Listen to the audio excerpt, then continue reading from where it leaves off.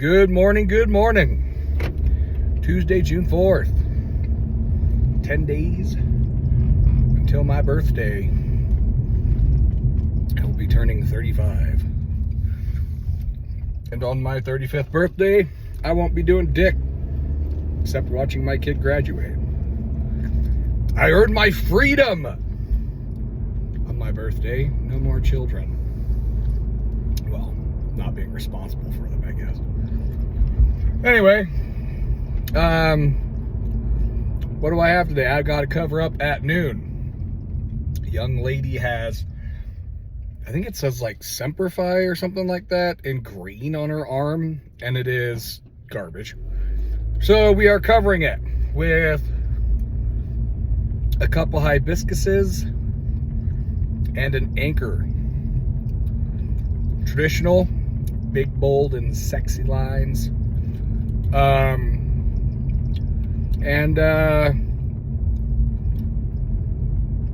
gonna be a lot of fun. I'm gonna put a good effort into it. I really want to make it I'm gonna do my own thing with it. Probably give the lady a tad bit of a deal. She only has a $300 budget, but kind of want to put a good effort into it, make it look really fucking good, so I can post it. And then after her, I am tattooing another lady that I've been tattooing for a while. I like her. She's a sweetheart. She's a little autistic. Doesn't quite understand the concept of getting what you pay for, you know?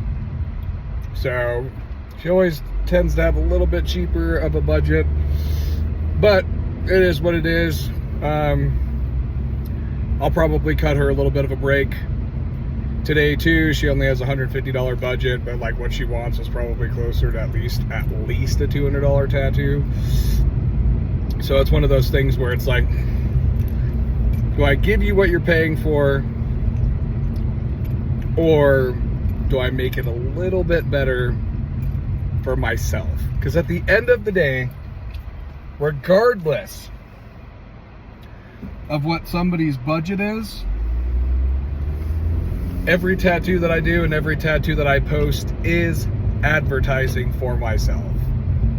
So if I just put a little bit more of an effort into it,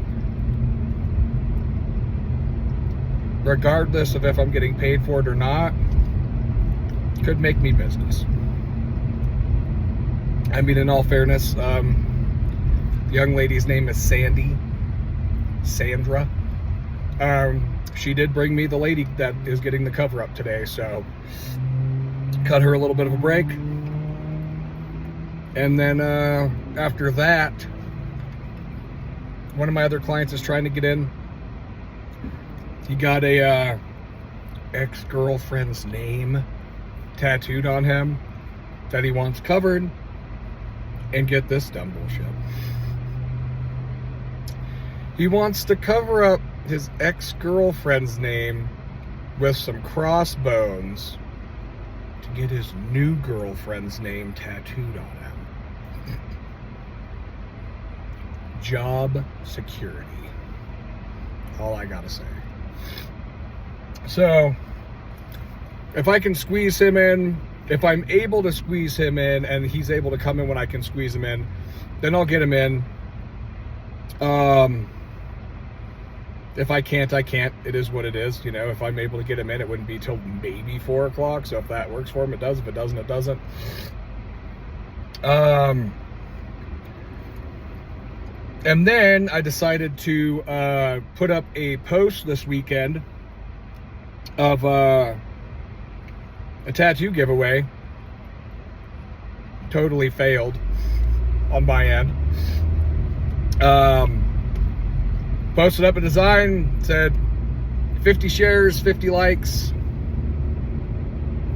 I'll pick a winner. And that's all it was. Then the winner came, or right before I picked the winner, I was just like, this is literally useless. This does nothing.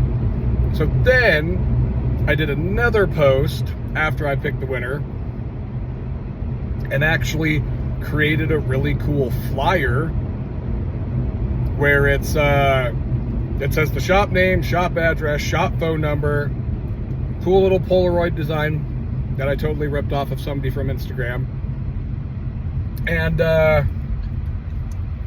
drew up a Polaroid square, and inside where the Polaroid picture would be is the new design, and I posted that up, only this time I said 60 shares, 60 likes, and tag a friend in the comments. So then it's 60 shares, 60 likes, exposure to 120 people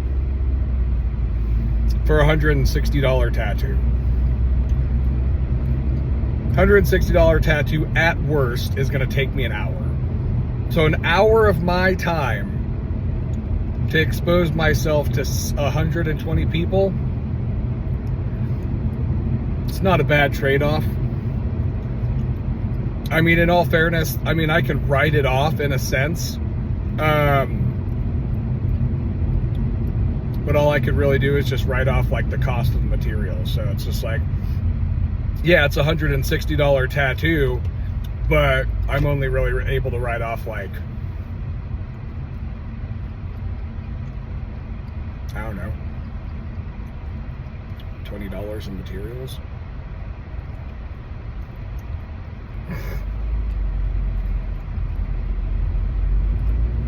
So, or just, you know, just not even deal with the headache of the write-off and the tax deduction and just deal with it. But I think I'm going to try to do this like once a month, or not once a month, once a week. Really get the exposure out there, figuring out how to get more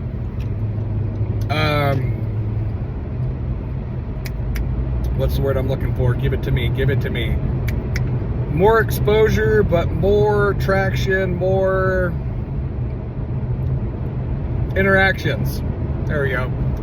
Interactions with people, more interactions. Post my shit all the time. Posted who won, posted the winner. She tagged her friends. She posted a post. If I could to bring it all together, I guess. If I have time to tattoo the lady that won the first one tonight, then I'm going to do that tonight. Never tattooed her before. She's messaged me before about getting tattooed, but she's never been tattooed by me. She says she loves my work. She's always looked forward to getting a tattoo by me one day, and she won a pretty cool rose design. But it's a giveaway, so if I ever have anybody that wins a giveaway and they're just like, can I change the design? It's like, no, that's the design. Like, I'm giving you a tattoo for free. I am working for free. I am giving you something that's going to look good and last longer than you're going to be alive for free. And I'm going to put a good fucking effort into it, because if I could put a good fucking effort, if I can show that I put a good effort into something I'm doing for free to advertise for myself, to bring myself business, no, motherfucker, like, you are getting a grade A quality. I'm gonna knock this fucking tattoo out of the park for myself. You don't get to choose when it is. But the more interactions, the more traction, the more of everything, the bigger the designs, the better the designs. Just to push it. I might do a fucking $400 tattoo, but I can tell you what, I do a $400 tattoo for a giveaway, that shit's gonna be like 200 fucking likes, 200 shares, tag 2 friends. Get exposure. 200 likes, 200 shares, tag 2 friends, 600 fucking people will be exposed to that post for 3 hours of my time.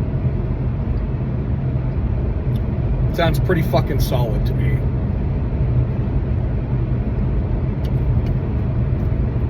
Maybe I'll have a designated day. My boss can't bitch. about, you know, it being free, because at the end of the day, I'm at a 70-30 split. If I'm doing a free tattoo advertising the shop, it's costing me more money to advertise than it is him. So if he really wants to bitch that he's not making money off the tattoos that I'm doing, then I guess he can pay me for the advertising that I'm doing for the shop.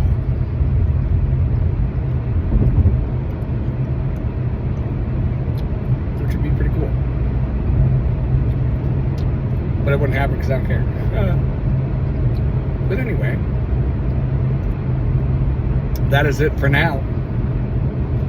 I did talk to my tax guy, however.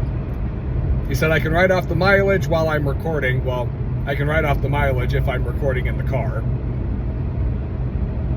But I can't write off part of my car payment. So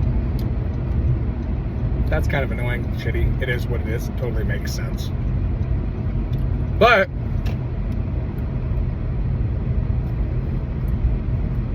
knowing I can write off the mileage, I went to a tattoo convention last weekend. I wrote up the mileage driving up to fucking the hotel, to the casino where the tattoo convention was at. Wrote off what I bought there. Wrote off driving back. 56 cents a mile. I think it was like 72 miles round trip. Thank you, QuickBooks. And I'm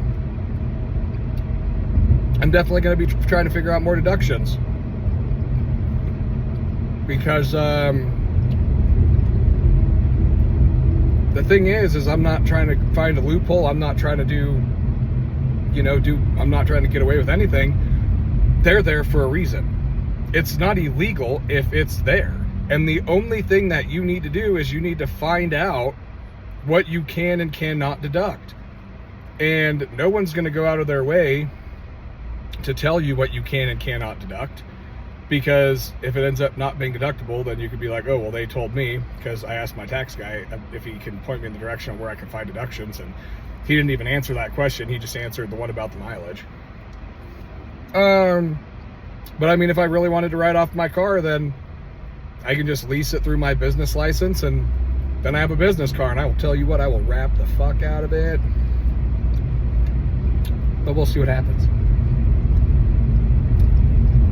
2024 Bronco coming soon. Maybe. I don't know. We'll see where crypto goes first. Crypto has to go somewhere. Pepe has to go somewhere specifically. For me to be able to pay off this car.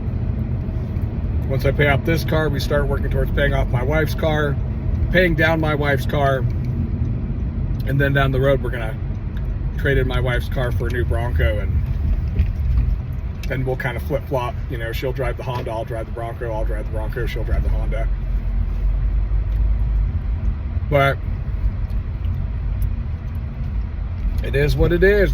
Try leasing a vehicle and take a couple few $100s less off car payments. And if we feel like buying it after the lease, I think we have that option. I think we even have the option to pay a little bit less too. But anyway, that's it for now.